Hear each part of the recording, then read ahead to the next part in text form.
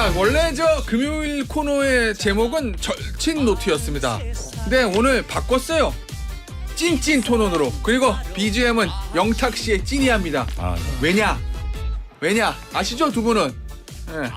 오늘 출연자는 국민의힘 박상수 대변인, 김지호 더불어민주당 전 단대표 정무조정 부실장입니다. 일단 인사하고 안녕하세요. 예, 안녕하십니까. 안녕하세요. 네. 왜 저희가 찐이야로 바꿨는지 아시죠? 예. 모릅니까? 모른 척 하시는 거예요? 자, 여당부터 하겠습니다. 박상수 대변인은 누구나 다 아는 친한, 찐한. 그리고 김지호 부실장도 누구나 다 아는 친명, 찐명. 예, 그래서 저희가 이제 찐한과 찐명의 토론, 이래서 찐찐 토론으로 붙여왔어요. 좋습니까? 아, 저는 그냥 뭐 응원하고 지지하는 사람이라 이렇게 너무 이제 말로 이렇게 빼는 거예요? 요새 저희는 찐명이라는 말보다는 네. 친명파리가 아주 그 단어가 그냥 저희 전당대로 휩쓸고 있습니다. 아, 그렇습니까? 알겠습니다. 어쨌든 본인의 정체성을 부정하진 않는 거죠? 뭐 응원하고 지지하고 있습니다. 그러니까 맞죠, 그러니까. 뭐 근데 이게 찐한이라 그러니까 뭔가 막 나중에 배척돼야 될 것 같은. 그렇지 않습니다.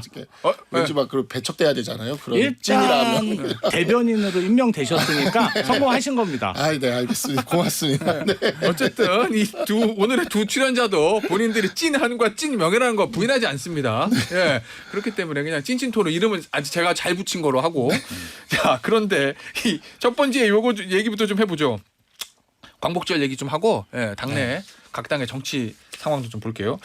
어저께 광복절 경축식이 있었는데 이 공식 경축식에는 광복회장하고 야당 민주당이 참석하지 않았어요. 그리고 이제 광복회 주최 경축식에 이제 민주당 의원들이 갔습니다. 여기에 대해서 언론에서 반쪽 경축식 아니냐 이렇게 표현했더니 그걸 두고 대통령실의 한 관계자가 대통령이 참석한 행사가 공식 행사이기 때문에 반쪽이란 표현은 잘못된 거다 이렇게 얘기했거든요. 자, 누구부터 얘기하실까요? 찐한부터 기회를 드리겠습니다. 네. 여당이니까. 반쪽 아닙니까? 야당 안 하는. 광복절에 다양한 행사들이 있어요. 여기저기서 주최하는 다양한 행사들이 있는데 사실 정부 그리고 국민이 이제 선택한 정부가 주최한 행사가 공식 행사인 건 맞죠. 그것은 맞죠. 그러나 이제 여야가 그래도 우리나라의 양대 정치 세력이니까 함께 모여서 축하를 하는 게 또 필요는 한 거고 그렇게 놓고 본다면 뭐 반쪽이란 표현을 쓸 수도 있을 것 같긴 하지만 그렇다 하더라도 공식 행사가 이렇게 있는 거지. 그렇게 치면은 이제 야당이나 여당의 일부 사람들이 또 이렇게 참석하는 행사들이 있거든요. 그렇게 치면 반쪽이 아니라 뭐 쿼터, 하프 쿼터 뭐 해가지고 뭐 이렇게 끊임없이 8분의 1 행사, 16분의 1 행사 이렇게 해야 될 것 같은데 그건 아니잖아요. 그러니까 공식 비공식으로 하면 대통령이 참석한 행사가 공식 행사인 게 맞다 이렇게 봐야 될 것 같습니다. 그리고 반쪽이라는 표현도 아주 틀린 건 아니다면 또 왜? 네, 뭐 여야라고 이렇게 놓는다면 뭐 그렇게 해도 볼 여지는 있겠다라고 생각이 우리 그 이종찬 광복회장님, 윤석열 대통령의 멘토가 이렇게 말씀하셨죠. 피로 쓰인 역사 혀로 덮을 수 없다. 저는 그 대통령실 관계자님이 좀 익명 말고 본인의 얼굴을 드러내놓고 그런 말을 역사의 기록으로 좀 남기셨으면 좋겠다. 그런 생각이 좀 들고요. 사실은 저는 학창 시절 이후로 전두환, 노태우 때도 8.15 때는 다 같이 여야 누구나 할 거 없이 손잡고 일본 규탄하고 일제강점기에 대해서 비판하면서 광복절 보내지 않았습니까? 그런데 뭐 광복절 새벽부터 기미가요 나오고 막 진짜 저희끼리는 진짜 민족 반역자들이 설치는 광복절을 맞이해서 굉장히 뒤숭숭하게 보낸 하루였습니다. 이 문제는 조금 저 한마디만 좀 짚고 싶은데 그 민주당에서 계속 우리 여권에 대해서 이렇게 좀 이렇게 친일 프레임을 씌우려고 그래요. 근데 기억하시는지 모르겠지만 우리에게 러브레터와 토토로를 선물해 주신 분은 김대중 대통령이세요. 그리고 조선총독부를 해체한 건 우리 당의 김영삼 대통령입니다. 대일 친선 외교 그다음에 독도를 포함한 신어업협정에서의 한일 중간수역 설정 모두 김대중 대통령 때 있었던 거거든요. 사실 김대중 대통령의 후예라고 가장 이렇게 이야기를 하면서 그때 일본 문화 개방 다 돼서 지금 우리가 일본 드라마, 영화 이런 거 일본 가요 다 이렇게 보고 듣고 하고 있는 거거든요. 근데 이제 와가지고 갑자기 그렇게 얘기를 하면 그럼 김대중 대통령은 뭐 지금 저기대로 이야기를 하면 예? 그런 험한 표현들 저 쓰고 싶지 않아요. 그 표현들 그 뭐 박찬대 원내대표가 맨날 쓰는 표현들 그렇게 봐야 됩니까? 아니 나는 진짜 그래서 일본과의 관계에서 이렇게 되게 복잡한 관계가 존재하는데 그냥 어느 순간부터 민주당에서 이렇게 맹목적인 친일몰이를 하고 있더라고요. 그러면서 어떻게든 이미지를 덮어 씌우려 하지만 우리 당은 조선총독부 해체한 당입니다. 그리고 민주당은 중간수역 설정한 당이에요. 그걸 생각해 주시는 게 좋을 것 같아요. 역사적 맥락을 좀. 저는 뭐 어떤 일본과의 관계, 예. 현재 외교과의 관계 이거를 저희가 부정하는 게 아니고요. 이웃 나라로서 친하게 지내야죠. 그런데 역사를 부정해서 안 된다 이것이죠. 광복절 기념사에서 일본이라는 말을 못 쓰는 그런 대통령을 저희도 처음 겪다 보니까 사실 좀 많이 이상합니다. 알겠습니다. 자, 그 얘기 하셨으니까 광복절 경축사 얘기 좀 해보죠. 원래 이제 전통적으로 역대 대통령들 보면 그 내용의 차이는 있지만 광복절 경축사에서 일본 얘기하고 그 다음에 이제 북한에 관련된 통일 얘기하고 뭐 이렇게 얘기를 합니다. 그냥 항상 그렇게 해왔는데 최근에 저 윤석열 대통령 광복절 경축사는 일본 얘기를 잘 안 하거든요. 근데 어제도 일본 얘기가 좀 빠져 있어요. 그걸 가지고 민주당에서는 좀 굉장히 좀 비판하는 것 같은데 어떻습니까, 이거? 네, 우리 당과 정부의 입장은 굉장히 초지일관합니다. 뭐냐면 임시정부에서부터 대한민국에 이렇게 만들어지는 나라 만들기는 시작이 된 거예요. 임시정부의 법통을 이어받는다라는 게 우리 헌법 전문에도 들어가 있지 않습니까? 김진표 도지사는 왜 그러신 거예요? 저희들은 광역 공식적인 단체장인데. 입장은 임시정부에서 시작이 된 겁니다. 그리고 그렇게 시작이 돼서 1948년에 정부 수립이 있었지만 그 과정에서도 많은 일들이 있었죠.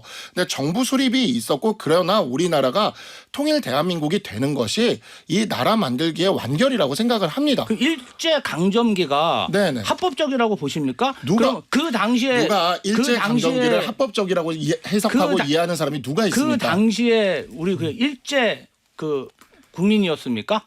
자, 을사보호조약이랑 한일합병조약은요 국제법적으로 무효라는 입장인 것을 이 대한민국 정부나 학계가 포기한 적이 없어요. 그걸 계속 이렇게 매도하면서 덮어씌우려고 하는데 포기한 적이 없어요. 근데 다만 이제 우리는 미래로 가는 과정에서 통일 대한민국으로 가야 된다는 거죠. 그래서 통일이라는 메시지를 광복절 축사에서 굉장히 중요하게 담은 겁니다. 과거보다 미래로 가자. 그리고 그 미래로 가서 통일 대한민국을 만들자는 건 민주당도 동의할 이야기라고 생각해요. 알겠습니다. 이제 어제 광복절 경축사에 대한 여당의 평가였어요. 자, 야당의 평가. 아니 야당은 뭐 우리 유승민 전 의원님이 말씀하셨어요. 국민의힘의 유승민 전 예, 의원. 아니, 기괴한 진짜 경축사였다. 일본도 없고 이게 뭐냐. 그리고 저희가 어제 봤을 때는 갑자기 그 올림픽 메달리스트들이 나와서 이런 행사를 하다 보니까 광복절인지 올림픽 뭐 축하 행사인지 모르겠더라고요. 그 굉장히 산만하고 그다음에 경축사 자체도 사실 무슨 말을 하려고 하는지 그 허은하 대표가 어제 참석하셨거든요. 기억신당. 허은하 대표도 굉장히 혹평을 하시더라고요. 그래요? 예. 산만하고 무슨 말인지 모르겠다. 산만하고 무슨 말인지 모르겠다. 일단 요 얘기만 짧게 하고 이제 다음 주제 바꿀게요. 어제 이제 대통령 경축사에서 이 8.15 통일 독트린, 8.15 독트린 요걸 발표했어요. 뭐 337 이렇게 해가지고 이거 어떻게 평가하세요? 박근혜 대박 통일론처럼 금방 없어지. 그냥 정권 바뀌면 그냥 싹 사고라들 그런 정책으로 보이고요. 사실은 북한에 대한 흡수 통일에 대한 이야기 아닙니까? 무슨 펀드를 조성해서 북한의 정보 주민들의 정보 접근권을 정말 이렇게 넓히겠다. 국지전을 도발하려는 그러한 생각이 아닌가 할 정도로 정말 좀 무섭다는 생각이 들었습니다. 그러니까 앞서 그 박근혜 전 대통령 얘기한 건 예전에 박근혜 전 대통령이 통일 얘기할 때 한마디로 통일은 대박이다 이렇게 표현했던 그거 얘기하시는 거죠? 예, 그러고 나서 뭐 아무런 게 진행된 게 없잖아요. 알겠습니다. 저 별 내용이 없다. 근데 우리 헌법에 따라서 우리 헌법은 통일을 지향하고 있고 헌법에 따라서 통일을 추진하는 것에 대해서 김대중 노무현 정부도 그에 대해서 포기하지 않고 계속해서 노력했던 사안이에요. 그러니까 이제 목표가 지금 정해진 상황에서 방법론적인 차이로 다툴 수는 있겠지만 통일을 이야기했다는 것을 가지고 이렇게 논평할 가치도 없다라느니 뭐 평가할 이유도 없다라니 이렇게 얘기하는 거는 저는 그냥 민주당의 이전을 좀 돌아봤으면 좋겠어요. 김대중 노무현 대통령이 통일을 그렇게 하고 싶어 하셨잖아요. 그렇지 않아요? 흡수 통일을 원한 건 아니죠. 그러니까 자 이게 공개적으로 평화통일입니다. 평화통일인데 평화통일을 자유민주주의 해야죠. 가치 질서에 기반을 둔 평화통일. 이거죠. 그걸 흡수통일이라고 부르시면 안 돼요. 자유민주주의의 가치를 둔 평화통일. 그건 우리 헌법에 있습니다. 그걸 부정할 수는 없지 않나요, 민주당도? 아니 저희는 그런 거예요. 이 이제 뭐 우리가 이제 대북 선전 전단지를 보내면 쓰레기 막 이런 게 오물 풍선이 날라오잖아요. 그러다가 정말 국지전이라도 일어나면 주가 떨어지고 경제에 뭐가 좋습니까? 좀 그런 국지전을 유발할 행위는 안 했으면 좋겠습니다. 알겠습니다. 자, 주제를 바꿔볼게요. 국회로 가겠습니다. 역시 뭐 이 국회 얘기가 나와야 한숨은 나오지만 재밌습니다. 이 전현희 민주당 의원이 윤석열 대통령 부부를 향해서 살인자다 이렇게 발언을 했어요. 일단 박 대변인 보시기엔 전현희 의원이 어떤 말 실수라고 봅니까? 아니면 어떤 뭐 좀 정치적인 뭐 의도나 이런 게 좀 있었다고 봅니까? 그 뭐 전현희 의원 뭐 본인만 아는 거겠지만. 그 뭐 현재 민주당이 전당대회 중이다 보니까 그런 정치적 의도가 담겨져 있는 게 아니에요. 왜냐하면 지금 5, 6위 싸움이 워낙 치열하니까 그런 게 아니냐라는 해석들이 있기는 한데 저는 그렇다 하더라도 이게 정치인들의 이 발언이 점점 에스컬레이션을 타는 이 상황을 이 양당이 좀 이제 힘을 합쳐서 좀 이제 눌러야 될 때가 됐다. 자제를 할 때가 됐다. 저는 진짜 이 살인자라는 발언은 정말 너무 심각한 발언인 것 같아요. 이게 그러니까 사실상 죽인 겁니다라고 이야기하는 것과 살인자입니다라고 얘기하는 건 분명히 다르거든요.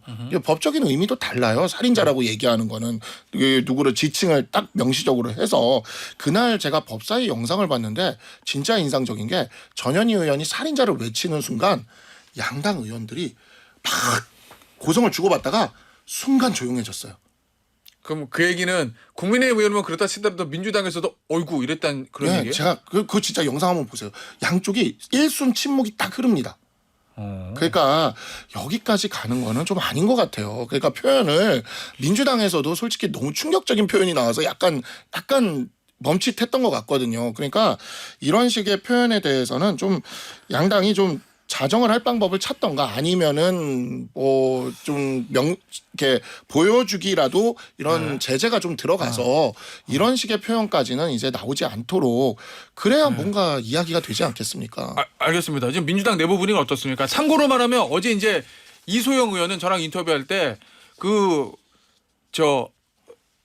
표현은 좀 지나친 표현이다. 과한 표현을 안 했으면 좋겠다. 이런 취지의 얘기를 했어요. 물론 전현희 위원장이 정말 국회 소통관 기자회견에 가서 제목으로 그냥 김건희 살인자부터 외치고 갔다면은 뭔가 좀 과한 표현일 수 있지만 그 상임위원장에서 한 얘기를 보면은 처음에 이제 이분이 또 고인하고 관계가 있으신 분이에요. 국민권익위원장으로 같이 근무했던 부하 직원으로서 좀 돈독한 관계를 유지하신 것 같더라고요. 그래서 이분에 대해서 쭉 설명을 하는데 그 발언에 대해서 여당 특히 송석준 의원이 요새 뭐 여당 원내대표 많이 노리고 있지 않습니까? 그래요? 그냥 뭐 일어나서 막 계속 소리치고 당신도 고인의 죽음에 책임이 있어 막 이렇게 고성이 오가다 보니까 뭔가 좀 관계인으로서 감정이 복받치면서 얘기를 하신 것 같다. 사실은 뭐 유족은 아니지만 친한 직장 동료가 뭐 애석하게 죽음을 맞이하면 감정이 북받치는 게 인지상정 아니겠습니까? 그런 연장선상에서 봐야지 저는 뭐 정치적 고려보다는 아마 고인과의 관계에 따라서 말씀하신 거다 그렇게 보고 있습니다. 자, 그래서 잘한 발언이다 아니면 못한 발언? 아이 그것은 국민들이 평가하시겠죠. 상임위원장에서 국회의원이 얘기하신 거고. 예. 그럼 혹시 이걸 예를 들면 사과하고 그렇게 좀 끊고 지나갈 생각은 없습니까? 제가 볼 때는 뭐 그런 움직임은 없어 보입니다. 그래요? 왜냐하면은 국민의힘도 윤리위에 전현 위원장을 제소했잖아요. 그 민주당도 송석준 의원을 윤리에 제소했어요. 둘이 서로 공방이 오간 거니까 아마 이렇게 정치 공방으로. 그러면은 민주당 국민의힘에서 전현희 의원을 제명한 건 제명은 이제 요청하는 거죠. 그럼 뭐 정족수 때문에 실현되지는 않더라도 그 발언에 문제가 있다는 걸 좀 알리고 싶다 뭐 이런 거죠. 그렇게 봐야 되겠고 그리고 또 민주당도 이 부분에 있어서는 왜냐하면 이 표현에 에스컬레이터하면 그럼 나중에 누군가가 민주당 출신 대통령에게 아니면 영부인에게 살인자라고 외쳐도 민주당이 이렇게 조용히 있을 수 있다면 제가 이거 킵해놓고 있겠습니다. 저는 기억력이 좋아서 킵을 딱 할 수 있거든요. 근데 그럴 수 있다면은 내가 모르겠지만 그러지 않잖아요. 민주당 입장에서도 그 소리 살인자란 소리 들으면 어떻겠습니까? 그러니까 이거는 정치적 도의 차원에서 국민들도 보기에도 그래요. 이거는 그냥 전현희 의원이 좀 사과를 하던가 이렇게 맺고 끊고 가는 게 그게 저는 맞다라고 생각을 합니다. 저희는 좀 국민의힘에서 권력자, 예. 최고 권력자, 부의원, V2를 이렇게 대변하기보다는 안타깝게 돌아가신 우리 국민권익위원회 김 국장을 위해서 더 열심히 좀 띄워주셨으면 좋겠습니다. 우리는 부의원에게 아버지라고 부르진 않습니다. 그래요? 네. 저기 김지호 부대변인. 근데 궁금한 게 뭐 국민의힘에서 이게 뭐 결과가 어떻게 됐든 간에 뭐 살인자란 단어가 있으니까 그것 때문에 저 제명을 추진한다는 거잖아요. 그렇죠. 송석준 의원의 제명은 뭐를 이유로 추진하는 겁니까? 송석준 의원도 예.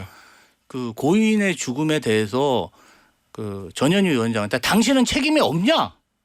뭐 네. 이렇게 공방이 오가면서 약간 그런 전현희 위원장의 김건희 살인자 이 얘기가 나온 거예요. 그러다 보니까 그런 그 망언을 했다. 그 발언을 전현희 의원이 그런 발언을 하게 뭐 하는데 책임 일종의 유도 뭐 이런 얘기입니까? 그러죠. 그리고 이제 사실은 뭐 양당이 서로 의원들을 이렇게 윤리에 제소를 하는데 서로 정치적 공세죠. 서로 뭐 그냥 그렇게 해서 처벌받는 사례 한 번도 못 봤습니다. 그러면 잠깐 그 사실 발언의 수위의 차이는 좀 있잖아요. 그렇죠. 발언 수위의 차이는 전현희 의원 발언하고 송석준 의원 얘기는 좀 차이는 있는 건데 그러면 국민의힘이 전현희 의원을 윤리에 제소했기 때문에 거기에 맞불 성격으로 물을 타기 위해서 송석준 의원을 제소한다 이 얘기예요? 물을 탄 게 아니고 상대 당이 발언에 대해서 제소를 하니 우리 당도 가만히 있을 수는 없는 거 아닙니까? 서로 그래요? 문제점에 대해서 어떤 경중을 가리려면 서로 제소해서 조사를 해야죠. 아니 이런 생각 혹시 안 드세요? 이제 궁금한 게 사실은 이 권익위 위원장의 죽음 돌아가신 거 그다음에 어쨌든 김건희 여사의 명품백 사건이 무혐의로 종결된 거는 국민의힘에게 좀 불리한 이슈잖아요. 아닙니까? 유리합니까? 글쎄요. 뭐 저는 근데 부정청탁금지법 이 사안을 보면은 그렇게 그래요? 종결될 수밖에 없었다고 봐요. 일단 대가관계 인정하기도 어렵고 그 다음에 이제 신고 의무라는 게 대가관계가 없다면은 그러니까 그에 대해서 공적인 의무가 아니라면은 그에 대해서 신고 의무가 안 생기는 거거든요. 그러니까 청탁이 없었다면. 그러니까 이러한 부분들에 있어서 저는 뭐 그냥 합리적인 판단을 한 것 같은데 다만 이 국장이 계속 그 이재명 대표 관련된 사건도 했다고 하지 않습니까? 그러니까 계속 정치적으로 민감한 사건들을 하면서 굉장히 이 압박감을 느꼈을 것 같아요. 그리고 지금 사정기관에 있는 이 공무원들이 이런 압박감을 느끼게 하는 게 이 정치권이 하는 일이거든요. 민주당 사정기관에 있는 검사들 탄핵한다고 계속 몰아붙이고 있지 않습니까? 아니 이런 식으로 사정기관에 있는 늘공들을 정치권에서 계속 이렇게 몰아붙이면서 압박을 주니까 이분들이 스트레스를 받는 거잖아요. 알겠습니다. 이런 부분을 조금 자제하는 것이 필요하다 정치권에서 아니, 이렇게 생각이 그 듭니다. 양심에 밟혀서 정말 돌아가신 분한테 그렇게 야당한테 이렇게 뒤집어 씌워가지고 책임을 물으시니까 저는 좀 적반하장이라고 생각하고요. 좀 김 국장님의 죽음에 대해서 국민의힘이나 그다음에 대통령실도 좀 성찰해야 된다고 생각합니다. 그러니까 제가 이제 김지호 부대변인한테 궁금한 건 그 돌아가신 분 얘기를 자꾸 하는 게 사실 바람직한 얘기는 아닌데 이 전현희 의원의 살인자 이 발언으로 오히려 국민의힘으로 하여금 민주당에 오히려 공세를 하게 할 수 있는 빌미를 준 거 아니냐. 뭐 저는 그렇게 생각하지 않습니다. 국민들이 어떻게 생각하실지 모르겠지만 김 국장님이 정말 그 어떤 불합리한 그런 외압성 비슷한 그런 분위기 때문에 양심의 가책을 좀 느끼면서 자괴감을 느끼면서 돌아가신 거잖아요. 그리고 권익위에서 그 조문도 못하게 막 문자를 보내고 막 막고 이런 사례들을 보면은 저는 뭐 본질은 바꿀 수 없다고 생각합니다. 알겠습니다. 자 주제를 바꿔볼게요. 김경수 전 지사의 복권. 찐명 김지호 부실장 찐명의 입장에서 솔직히 말씀해 주세요. 김경수 전 지사의 복권 쌍수 들고 환영한다 아니면 찜찜하다 아니면 관심 없다. 저희는 대환영입니다. 정말요? 사실은 왜냐하면은 이분이 부울경에서 지역적인 어떤 큰 인물, 거점 인물이 또 될 수 있고 친문 인사들도 사실은 대대적으로 지금 수사 중이지 않습니까? 그런 대여 투쟁의 일정 부분을 담당할 수 있기 때문에 저희는 굉장히 힘이 되는 그런 인사다. 본인이 정치로 복귀한다는 그런 확신만 있다면 아마 민주당으로서는 큰 힘을 받을 것 같습니다. 그 혹시 이 김경수 전 지사가 복권되면 이재명 전 대표 후보의 강력한 라이벌이 될 수도 있는데 경쟁자가 될 수도 있죠. 어차피 경쟁이 안 되기 때문에 상관없다. 오히려 좋다. 이런 경쟁이 될 수도 없어서 상관없는 게 아니고 네. 저희로서는 일단 살아야 되기 때문에 누가 살아요? 윤석열 정권으로부터 다 지금 우리 야당 인사들이 잡혀갈 위기 있지 않습니까? 네. 그러면 뭐든지 힘을 합쳐가지고 싸워야죠. 저는 김경수 전 지사도 같이 할 거라고 생각합니다. 알겠습니다. 일단은 쌍수 들고 환영한다. 찐한 아직도 불만이 남아 있으니까. 아니요. 네? 네, 불러주셔도 됩니다. 네. 네, 네.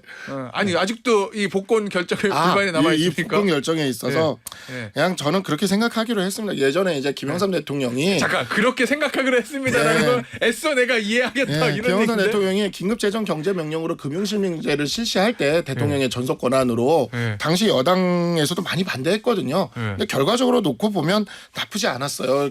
나쁘지 않은 게 아니라 업적이었죠. 네. 이제 그런 것처럼 사면 복권에 대한 권한도 대통령 전속 권한인데 네. 우리 뭐 사선 의원부터 당원들까지 전부 전 당이 다 일치 단결해서 반대했지만 네. 대통령께서 이렇게 선택하신 이상은 네. 그래 깊은 뜻이 있었고 네. 그 깊은 뜻에 따라 야당 분열이라는 결과로 잘 이어지기를 네. 기대해 보려고 노력은 하지만 지금 이런 말씀이나 아니면 장경태 최고가 뭐 네. 지명직 최고로 임명한다는 말씀을 듣고 있으면 불안합니다. 정말. 불안해요? 네, 불안합니다. 어떤 점이 불안한 거예요? 제가 생각하는 제일 최악의 시나리오는 네. 김경수 전 지사가 2년 뒤 지방선거에서 네. 경남도지사로 나와버리는 거예요. 지금 지방선거 구도가 저희가 되게 중요한데 저희가 지금 솔직히 총선에서 굉장히 밀렸기 때문에 동부에서 무조건 이겨야 되거든요. 네. 그리고 저 부울경 쪽에서 그러니까 네. 강원도까지 해서 동부에서 네. 동부에서 무조건 이겨야 되고 서부에서 서울, 대전, 네. 충남 뭐 정도 이렇게 우리가 해야 되는데 네. 동부에 경남을 뺏기면 네. 우리가 이게 지방선거도 힘들어지고 대선까지도 힘들어집니다. 대선까지 갈 거 없이 지방선거에서 이미 네, 저는 그게 제일 걱정되는 시나리오예요, 사실은. 예, 정치적 시나리오 중에 가장 걱정되고 네. 그 가능성이 있지 않을까 생각했는데 저는 장경태 의원이 그 지명직 최고 외칠 때 네. 약간 놀랐어요. 저기까지는 생각 못했는데 저렇게 빨랐나 스텝이 하는 생각이 이렇게 든 거죠. 그래서 네. 그렇게 이재명 대표와 김경수 지사가 힘을 합치는 상황이 네. 우리 여당 입장에서는 가장 악몽이 펼쳐질 상황이 될 수 있겠다라고 생각합니다. 이 시나리오 있습니까 실제로? 아니 어떤 시나리오 최고요? 최고위원도 되고 예를 들어서 김경수 전 지사를 다음 지방선거에 경남지사로 출마시키고 이재명 전 대표하고 김경수 전 지사가 합심해가지고 윤석열 정부에 대항하고 뭐 이런. 지방선거에 김경수 전 지사가 출마할지 말지 본인이 결정해야 될 네. 문제고 저희가 뭐 어떻게 할 수 있는 문제는 아닌데 네, 뭐, 그 전에 저희가 경남 아니 왜냐면 이재명 후보가 당대표 거의 유력한데 그러면 지방선거 공천권 가지잖아요. 아니요. 그래도 본인이 선택하는 문제지. 네. 자기 대권 나오겠다고 생각하는데 그렇구나. 경남도지사 어떻게 강제로 나가라 그럽니까? 네. 절대 그러면 안 되는데 네. 김경수 전 지사가 사실 경남도지사일 때 굉장히 부울경 메가시티라는 큰 꿈을 꾸셨는데 지금 뭐 윤석열 정부 들어서 그게 다 파토나지 않았습니까? 네. 그러다 보니까 그럴 가능성도 있죠. 그리고 사실 장경태 최고위원이 지명직 최고위원을 얘기한 건 여러 가지 역학관계를 생각하면 장경태 최고 혼자만의 생각은 아닐 거라고 저는 확신합니다. 그래요? 여러 가지 정말 지도부에 통일된 생각인데 진짜 갈 수도 있나 보다. 김경수 지사가 전 지사가 그걸 받기에는 조금 어렵죠. 그래서 아마도 지도부에서 이만큼 김경수 전 지사를 대환영한다 이런 모습을 보여준 게 아닐까 생각합니다. 알겠습니다. 자 짧게 박상수 대변인은 불안함을 얘기했어요. 그러면 애써 이해하고 싶은 윤석열 대통령의 이 복권에 담긴 깊은 뜻은 뭐라고 짐작하십니까? 야권 분열이죠. 야권 분열. 네, 야권 분열을 통한 어떤 정치공학적인 이익인데 민주당이 지금까지 해왔던 거를 보면은 외연 확장에 써먹고 통합할까봐 저는 그게 많이 걱정이 됩니다. 대통령은 야권 분열 카드로 꺼냈을 수도 있으나 그건 오히려 야권 통합으로 부메랑으로 돌아올 수도 있다. 그게 걱정된다. 네, 걱정됩니다. 네. 저는 박근혜 이명박 시절에 국정농단 화이트리스트 댓글 조작 27명 이번에 사면 복권됐습니다. 그리고 우리는 김경수 전 지사 한 명 복권해서 이렇게 그냥 김경수 전 지사만 부각시키는데 대통령실에서 정말 전략적 사면 복권을 했구나 이런 생각을 많이 합니다. 알겠습니다. 여기서 마무리하도록 할게요. 찐찐 토론. 박상수 국민의힘의 박상수 대변인 더불어민주당의 김지호 전 당대표 정무조정 부실장이었습니다. 감사합니다. 예, 고맙습니다. 감사합니다.